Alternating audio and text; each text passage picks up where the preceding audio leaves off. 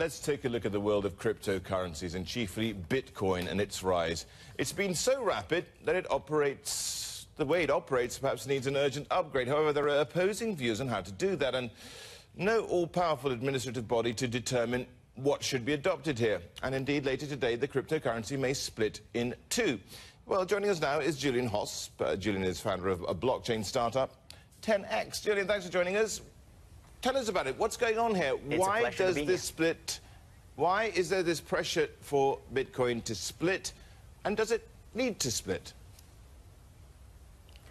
It's basically this discussion of how big should a block be, basically how many transactions can happen in a second or within 10 minutes. And there has been two camps. One says this should be scaled gradually, and the other camp says, no, it should scale straight away. We need more of all these transactions. And so there's these two camps, and they have been fighting for a bit over a year, and today's the day.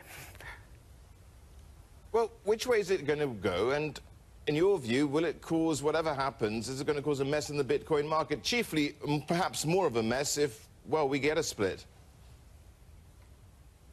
Originally, it was looking like that there's going to be only one chain going forward from this August 1st. But then just around 10 days ago, there's a group out of economic or political reasons who said, you know, we want to have a so-called hard fork. We're going to split, and we're going to have this new called BCash. That's what they are calling it. And it's something that's going to cause probably today some disturbances. The actual split is happening at 12:20 p.m. UTC. So here in Singapore, that's 8:20 p.m. Tonight on Tuesday. I think on the short term, it's going to cause some ripples and some disturbances. People going to want to sell these new BCash, or they feel a bit insecure what this all means.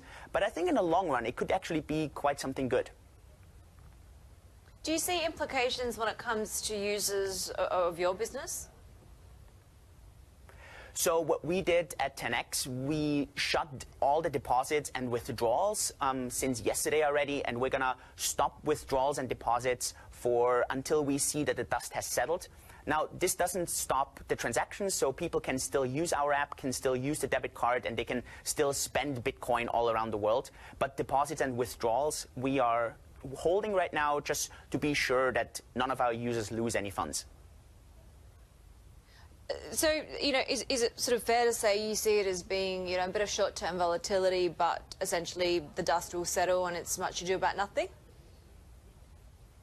Definitely. I think that's spot on. I think what's happening is there's a group of people who really wants to get out of this core Bitcoin right now, and they want to have their own kind of playground, their own playfield.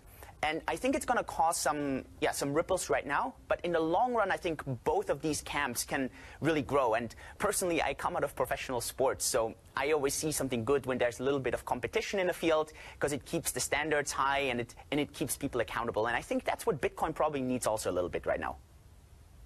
Yeah, how does it stack up next to other cryptocurrencies? Is it threatened in any way in your view here, Julian? So Bitcoin right now is a bit of the mother of all cryptocurrencies. There are some challengers, but most of these challengers have a little bit of different use cases. For example, you might have Ethereum, but Ethereum is more of a decentralized computer rather than a currency. And then when we look a bit further, there are some challengers, and they have some really great ideas and concepts, but so far Bitcoin is the most used when it comes to actually making transactions. And at the end of the day, that's really important to see what are the industries relying on, what are they basing their systems on, and Bitcoin is very far ahead there right now. I think you raised $80 million, didn't you, recently, not too long ago? Have you still got that cash, and what are you doing with it? So what we did in our company at 10x was, and we stipulated that in the white paper up front, $80 million worth of Ethereum. That's what we in total got from our users on the 24th of June. 50% of that, so roughly 40 million, we exchanged into fiat currency that secures the entire business operations for us for the years to come.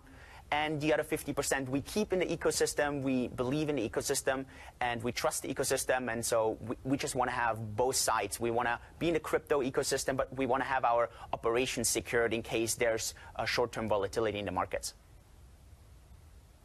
Julian, a bit of an existential question. Bitcoin as well as other cryptocurrencies, I mean, to be a credible currency or security or any kind of, commodity asset, you need to have three things. You need to have convertibility, liquidity, and be a store of value. Do you see Bitcoin eventually being able to tick all three of those boxes? I think over time, I think more and more people will get used to it, will understand it. Of course, it will take a little bit of time until the average person out there familiarizes themselves with something that's decentral that you might not be able to grab. But I think this is just like with the internet. There were times when you could not imagine picking up information on something you can't grab because you wanted to have a physical book. And I think today it's just maturing. And I think we're going to see something very similar with Bitcoin and cryptocurrencies in general.